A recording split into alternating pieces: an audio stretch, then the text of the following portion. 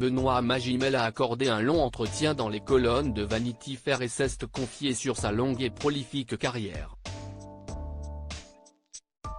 Le comédien a livré quantité d'anecdotes dont une a coupé le souffle. Si on avait soufflé au jeune garçon qui jouait Momo Groseille dans La vie est un long fleuve tranquille qu'à moins de 50 ans il aurait 3 Césars à son actif, l'aurait-il seulement cru ? Révélé à 13 ans dans le film d'Étienne Châtilliez, Benoît Magimel évite tous les écueils qui attendent au tournant les enfants stars.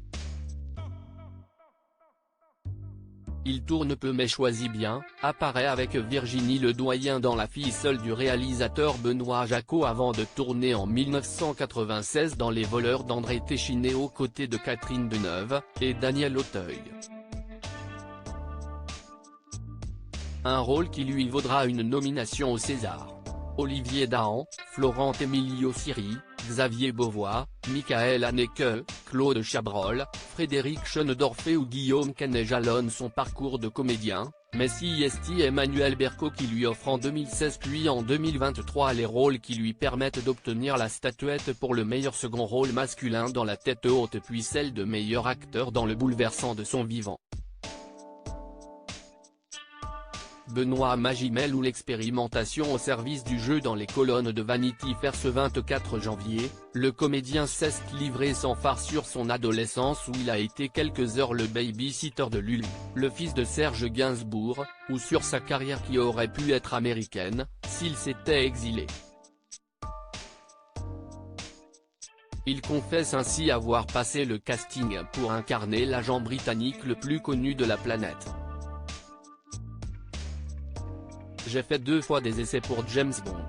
Un Napoléon qui ne s'est pas fait. Les States supposent une immersion, il faut s'installer là-bas, faire partie du truc, prendre sa carte verte, et des cours d'anglais, estime celui qui a été le compagnon de Juliette Binoche, et le père de sa fille Anna, elle aussi actrice. Mais comment l'acteur nourrit-il ses personnages, leur donne-t-il épaisseur et densité ? Benoît Magimel livre alors une étonnante réponse. Plus tu connais de choses, plus tu peux t'inspirer du réel. Mais si est quoi le réel ? Quand tu prends une balle dans le corps ou dans un gilet pare-balles comment tu joues le truc ? Il y a des écueils classiques, le mec qui est essoufflé, qui s'évanouit. Pour répondre à cette question quasi existentielle, Benoît Magimel a donc demandé à un copain de lui tirer dessus avec un petit calibre pour savoir ce que ça faisait.